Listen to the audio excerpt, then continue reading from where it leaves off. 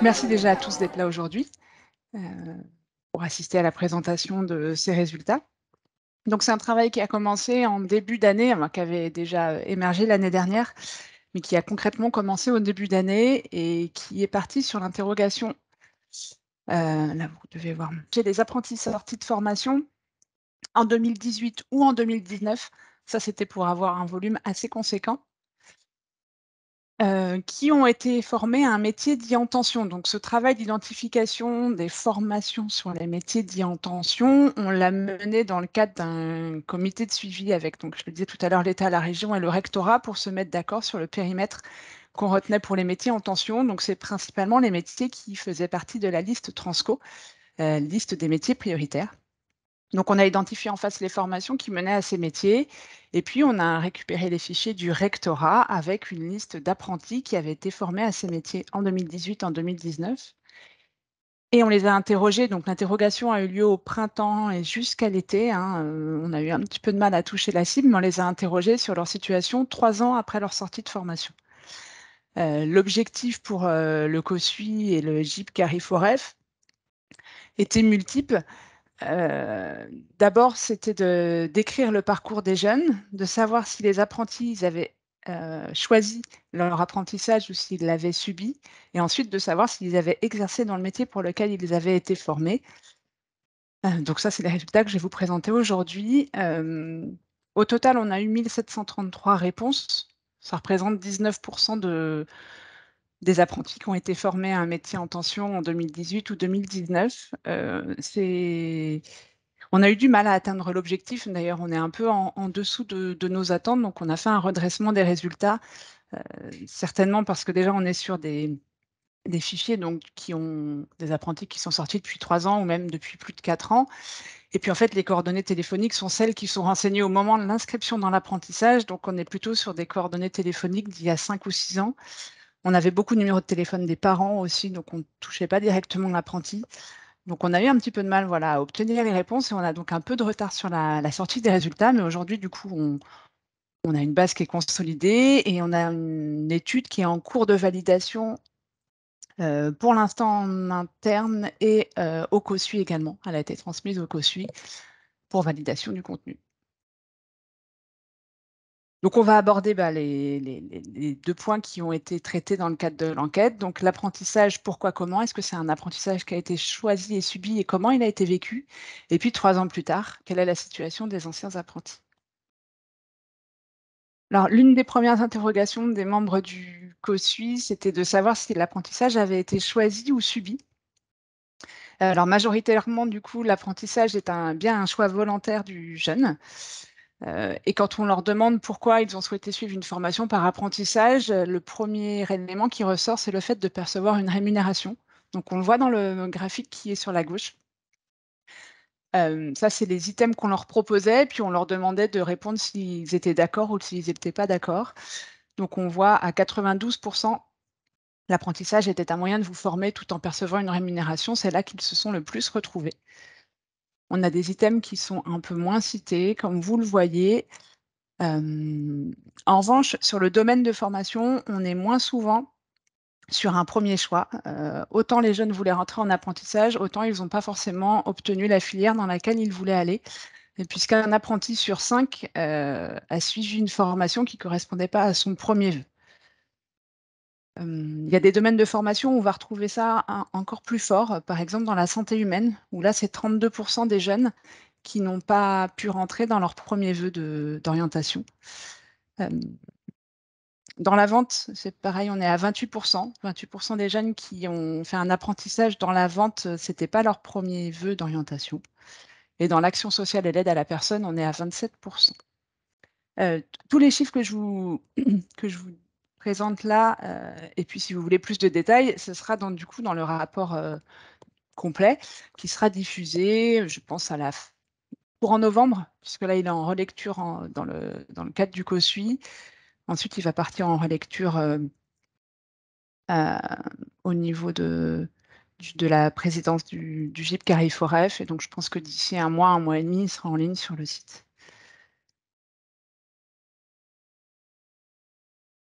Alors, c'est un apprentissage qui est choisi, mais il y a quand même eu des difficultés à trouver une entreprise, pour suivre l'alternance. Donc on le voit là. 22 des apprentis ont déclaré avoir rencontré des difficultés pour trouver une entreprise accueillante, une entreprise d'accueil pour leur apprentissage. Et donc là, vous avez les résultats par domaine de formation. Alors ça vous permet aussi de voir les domaines de formation qu'on a regardés, c'est-à-dire les domaines qu'on a considérés comme étant en tension, hein, qu'on retrouve dans la liste Transco. Donc ce sont les domaines qui sont listés dans le bas du graphique. C'est les domaines qu'on a regardés dans le cadre de ces travaux. Et vous avez en orange la part des jeunes qui ont rencontré des difficultés pour trouver un contrat d'apprentissage, pour trouver une entreprise accueillante. Donc à droite, vous avez l'ensemble, donc 22 des apprentis qui ont rencontré des difficultés. Puis on voit qu'il y a des nuances selon les familles les domaines de formation. Donc dans les domaines de formation plutôt historiques, on va dire, comme le BTP ou l'hôtellerie-restauration, on est sur des difficultés moindres, a priori. On est autour de 16 17 de difficultés rencontrées par les jeunes. En revanche, quand on va à gauche du graphique, on voit que l'action sociale et l'aide à la personne ou la santé humaine, ou même l'ingénierie, conception, études, on est sur une part de jeunes qui ont rencontré des difficultés relativement importantes, un tiers pour l'action sociale et l'aide à la personne. Il y a également, alors ça on ne le voit pas sur le graphique, mais plus les formations ont un niveau élevé et plus ça a été compliqué pour les jeunes de trouver une entreprise accueillante, puisque pour les formations de niveau bac+5, on a 31 des jeunes qui ont rencontré des difficultés. Alors que pour les formations de niveau CAP, on n'a que 19 des jeunes qui ont rencontré des difficultés pour trouver une entreprise.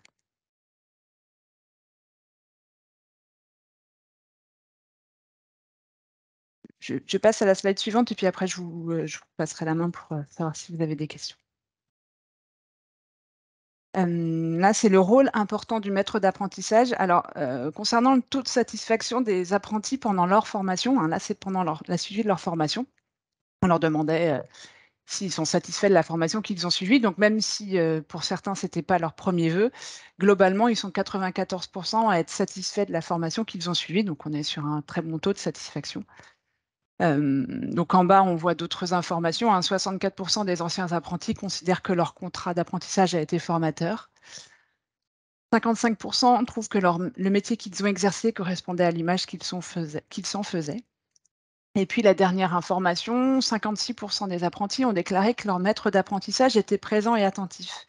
Et ça, on voit le rôle très important, puisqu'en fonction des jeunes qui ont déclaré ou pas avoir eu un maître d'apprentissage présent et attentif, les résultats derrière sont complètement différents. Pour ceux qui ont trouvé que leur maître d'apprentissage était présent et attentif, ils considèrent beaucoup plus que leur contrat d'apprentissage était formateur, puisque dans ce cas, ils sont 95 à considérer que leur contrat d'apprentissage était formateur.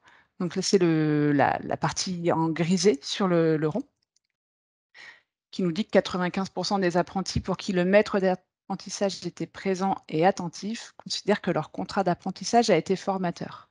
Alors que si on redescend à l'ensemble des apprentis, on n'est plus qu'à 64 des apprentis qui considèrent que leur contrat d'apprentissage a été formateur.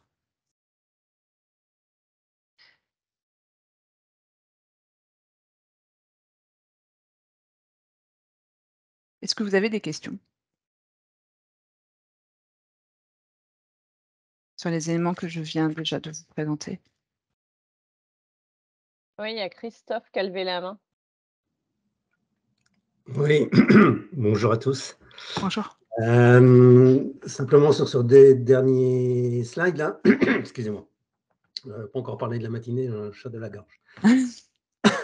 Il y a quand même énormément de ruptures d'apprentissage, donc je suis un peu étonné par ces chiffres-là, parce qu'on est, alors tu vas peut-être en parler ultérieurement, Barbara, mais on est sur, de mémoire, on est sur des taux de rupture, par exemple sur les métiers de bouche, de l'ordre de 25 à 30%.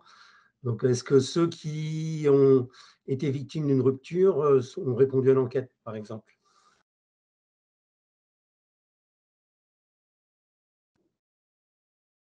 Alors, du coup, je suis en train de réfléchir à comment on a traité ce point-là. Oui, enfin, ceux qui ont été victimes d'une rupture, mais qui ont retrouvé, je ne sais pas si c'est une rupture du contrat avec l'entreprise ou si c'est une rupture de formation, quelqu'un qui sort de formation, puisque nous, on a interrogé les gens qui sortaient de formation, donc qui avaient suivi leur formation en entier, leur apprentissage en entier. Ça, Ah oui, c'est la d'accord. Parce qu'en général, c'est des ruptures avec l'entreprise, hein, la plupart du temps.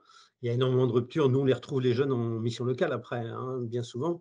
Et les taux de rupture sont de l'ordre de 20, 25, 30. Enfin, historiquement, c'était ça, dans l'apprentissage, au niveau des CAP, par exemple.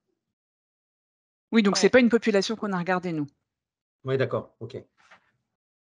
On a regardé ceux qui ont suivi leur apprentissage en entier. Après, il y avait quand même une partie sur, puisqu'on sait qu'il peut y avoir des ruptures, mais de jeunes qui vont retrouver une entreprise. Donc quand on les interrogeait, on leur spécifiait que s'il y avait eu, une rupture de contrat d'apprentissage avec une entreprise, mais qu'ils avaient retrouvé une autre entreprise, alors ils répondaient pour, l'entreprise avec laquelle ils avaient passé le plus de temps. Enfin, en tout cas, on n'a pas interrogé ceux qui étaient sortis de formation, qui avaient abandonné leur apprentissage. C'était D'accord, pas l'objet, hein. entendu. L'objet, c'était vraiment de en fait, l'objet initial, et je ne l'ai pas redit tout à l'heure, c'était de savoir si les jeunes qui ont été formés à un métier dit en tension exercent ce métier 3 ans plus tard et s'y projettent à 5 ans.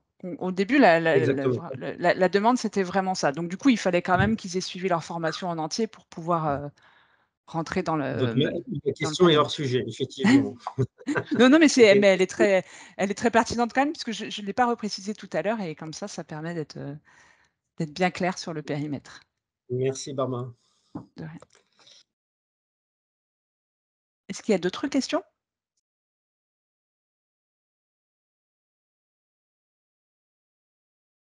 Non? Alors je vais continuer. Sur la situation 3 ans plus tard, des apprentis qui ont été formés à un métier en tension. Donc 3 ans plus tard, de très beaux résultats en termes d'insertion puisqu'on a près de 9 apprentis sur 10 qui sont en emploi 3 ans après leur sortie de formation. 89 des apprentis qui sont en emploi et en termes de lien emploi-formation, on est à 87 puisque c'était aussi une question, c'est est-ce qu'ils sont en emploi et est-ce qu'ils exercent un métier qui est en lien avec la formation qu'ils ont suivie ou est-ce qu'ils ont changé complètement de voie? Donc globalement, on est sur un lien emploi-formation qui est très fort puisque 85 des anciens apprentis considèrent que l'emploi qu'ils occupent est en lien avec le domaine de formation qu'ils ont suivi.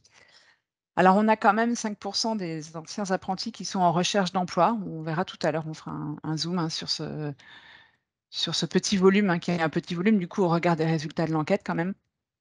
Et on a 4 des apprentis qui sont de retour en formation. Donc on regardera également tout à l'heure ce qu'ils sont devenus.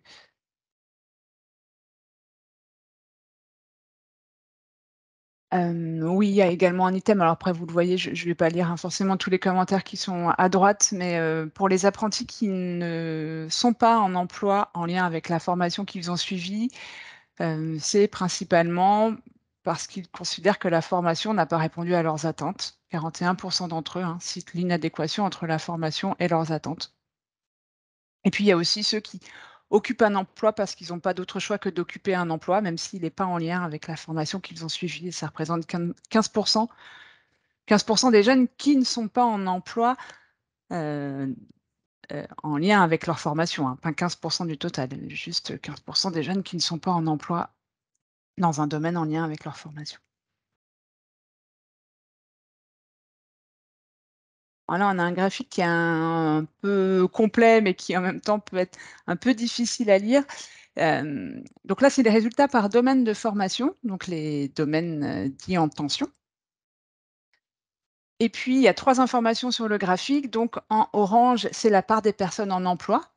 Donc par exemple, si on prend un exemple pour la vente, tout à droite, les jeunes qui ont été formés dans la vente, 3 ans plus tard, ils sont 80 à être en emploi. Et ensuite, il y a 2 couleurs dans la barre, le vert clair et le vert foncé. Donc, le vert clair, ce sont les jeunes qui occupent un métier qui est en lien avec la formation qu'ils ont suivie et puis le vert foncé, ce sont les jeunes qui occupent un métier dans un domaine différent de la formation suivie. Donc, on voit par exemple que pour la vente, on a 80 des jeunes qui ont été formés dans la vente qui sont en emploi. En revanche, ils n'exercent pas tous dans la vente. Puisqu'il y en a 23 qui sont en emploi, mais qui exercent dans un tout autre domaine que la vente. Et donc d'ailleurs, on le voit sur ce graphique-là, hein, c'est le domaine de formation où les jeunes, sont le moins restés, on va dire, après leur, sortie de formation. Alors qu'à l'inverse, on va retrouver sur la gauche un domaine comme l'informatique, où là, les jeunes qui sont en emploi sont à 96 dans un emploi en lien avec l'informatique. Et puis en termes de taux d'insertion, on voit qu'on a également des nuances en fonction des domaines des formations, hein. Autant l'informatique et la vente, on est sur des taux assez similaires, 80-81 des jeunes qui sont en emploi 3 ans plus tard, mais on a des taux d'insertion qui sont beaucoup plus élevés, par exemple dans l'installation et le pilotage maintenance. Là, on est à 94 des jeunes en emploi 3 ans plus tard, donc on est sur un taux très élevé. On va retrouver également un taux plus important dans la conception, l'étude technique et la recherche pour l'industrie, avec 92 des jeunes qui sont en emploi 3 ans plus tard.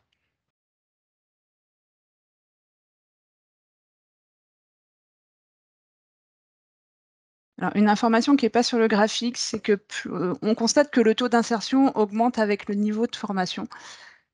Plus les jeunes ont suivi une formation avec un niveau élevé, plus ils sont en emploi. Alors même si déjà, hein, sur les jeunes qui ont suivi un niveau 3, donc un CAP, ils sont 87 à être en emploi 3 ans plus tard. Mais pour les jeunes qui ont suivi une formation de niveau master, ils sont 95 à être en emploi 3 ans plus tard. Donc ça joue également sur l'insertion, le niveau de la formation.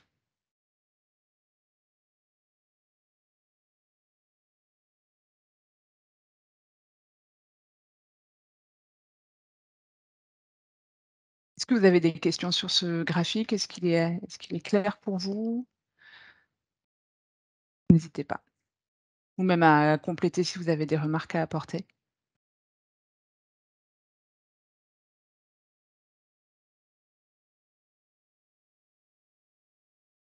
Vous n'avez pas de questions? Alors je continue. Je continue sur les conditions d'emploi. Donc pour les jeunes qui sont en emploi, bien sûr, 3 ans plus tard. On a des conditions d'emploi qui sont très favorables puisqu'on a une part des CDI qui est très élevée. 73 des jeunes, en emploi 3 ans plus tard sont en CDI et 15 sont en CDD de plus de 6 mois, donc c'est vraiment des taux très, très élevés. Les temps pleins sont majoritaires. 97 des jeunes sont à temps plein. Et puis on a des salariés qui sont épanouis, donc ça c'était si on revient à la jeunesse des travaux, c'est vraiment ce qui nous intéressait, c'était de savoir aussi si les jeunes du coup, exerçaient le métier pour lequel ils avaient été formés et s'ils s'y projetaient. Donc là, on voit qu'on ne sait pas encore s'ils s'y projettent, on va le voir plus tard, hein, vous allez voir, ça fait partie des questions. En tout cas, on voit qu'ils sont épanouis dans l'emploi qu'ils occupent aujourd'hui, donc c'est plutôt rassurant. Ils sont également, satisfaits de leur niveau de rémunération. Alors ils sont un peu moins nombreux là, hein. 53 sont tout à fait satisfaits de leur niveau de rémunération et 35 plutôt satisfaits. Et puis sur les horaires de travail, ils ont également indiqué être satisfaits dans 71 des cas. Après, on a des nuances par famille de métiers. Heu, on les retrouvera, dans le rapport complet. Là, j'ai fait le choix ce matin de ne pas les présenter, sinon ça multipliait les graphiques et du coup, ça aurait pris peut-être un peu plus de temps, mais on va forcément constater des nuances en fonction des familles de métiers, dans lesquelles les jeunes se sont insérés.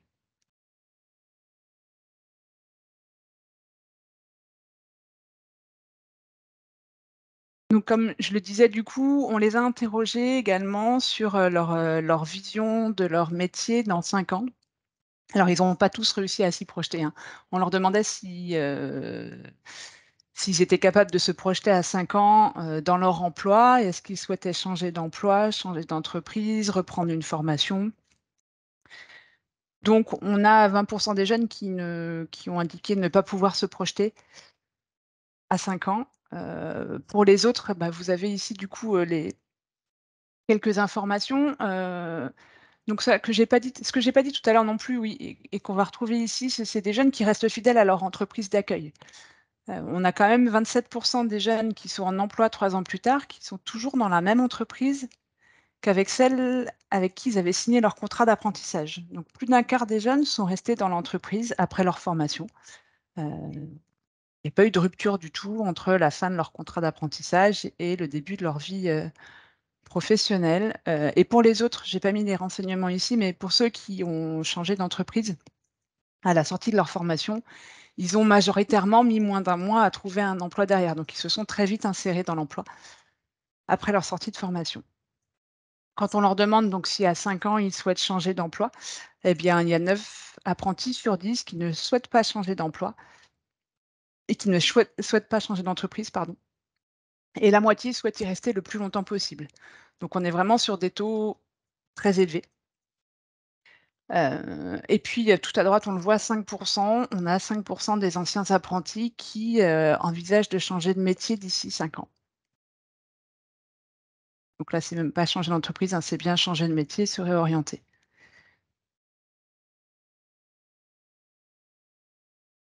Est-ce que vous avez des questions?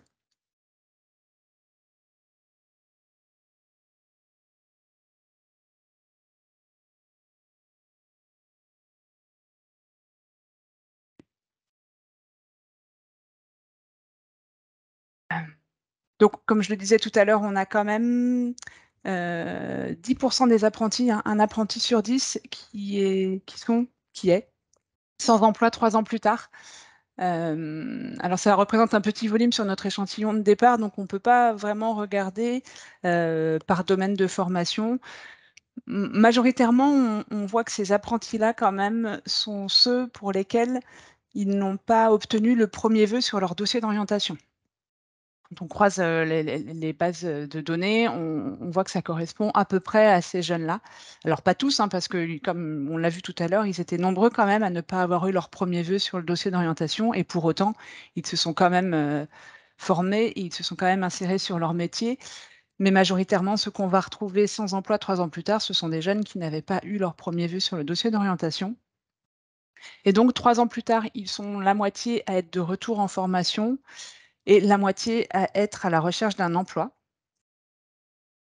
Pour ceux qui sont de retour en formation, c'est le plus souvent pour obtenir une qualification supérieure. C'est pas forcément pour changer de métier. Alors ils sont 37 quand même à indiquer, vouloir changer de métier, mais majoritairement, c'était plus pour obtenir une qualification supérieure, qu'ils sont retournés en formation. Et parmi les jeunes qui sont à la recherche d'un emploi, la principale difficulté évoquée, c'est le manque d'expérience, dans l'emploi pour lequel ils ont été formés. Ils considèrent que c'est ça qui est un frein pour eux au fait de trouver un contrat de travail, 3 ans plus tard. Ils sont également 20 à citer des difficultés de mobilité. Donc 20 c'est pas rien, même si on est, sur un petit volume, hein, comme je le dis, puisque on est descendu quand même sur un apprenti sur 10 et la population de départ, elle était à 1 700 répondants. Donc, ce sont des résultats après qui sont interprétés plutôt avec précaution, mais c'est des premières tendances quand même sur les difficultés rencontrées. Vous en retrouvez plus dans comme je disais, dans le rapport complet, que certains d'entre vous ont peut-être reçu en relecture, déjà.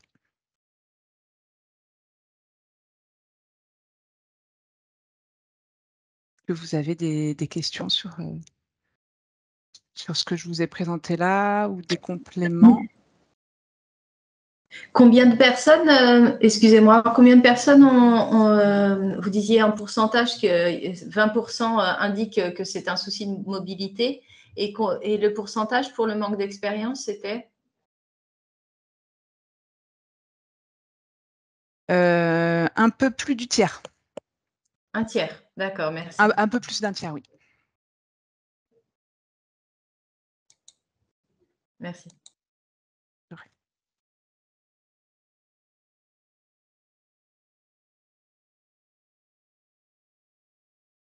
Alors, j'ai pas remis là dans ce support-là, on a comme donc le questionnaire est en 2. Je suis en train de déplacer mon support. Le questionnaire, il est en 2 temps, hein. Il est sur, avant l'apprentissage, pendant l'apprentissage et après l'apprentissage, donc il est en 3 temps d'ailleurs. Et l'idée, c'était vraiment de voir s'ils se projetaient dans le métier pour lequel ils avaient été formés. Est-ce qu'ils travaillent dedans? Et est-ce qu'ils s'y projettent à 5 ans? Et qu'est-ce qu'ils ont, comme point négatif peut-être à mettre en avant sur sur le métier qu'ils exercent aujourd'hui?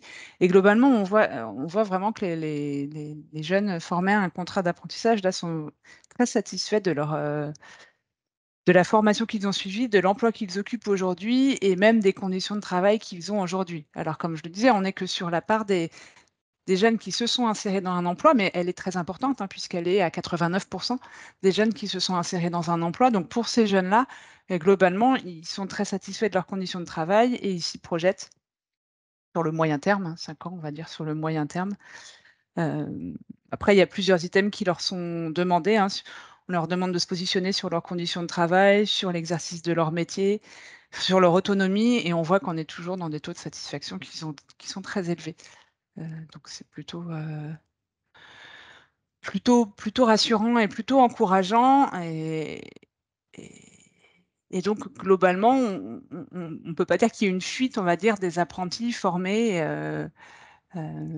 qui du coup n'exerceraient pas dans le métier pour lequel ils ont été formés. En tout cas, pas dans les domaines qui sont en tension, et en tout cas pas pour ceux qui ont été formés en 2018 et 2019. Ce sont aussi des choses qui peuvent évoluer, mais là on est sur des sortants de 2018 et 2019 et on est sur des jeunes qui restent dans leur filière d'origine quand même.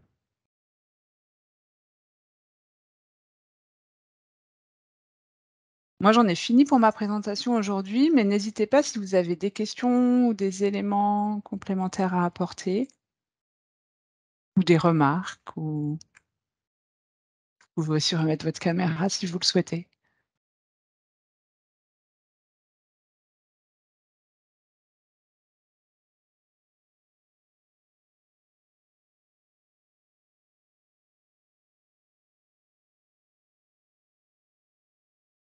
Une question peut-être qui arrive dans le chat. Merci, merci à vous, merci d'être présent ce matin pour la présentation de ces résultats.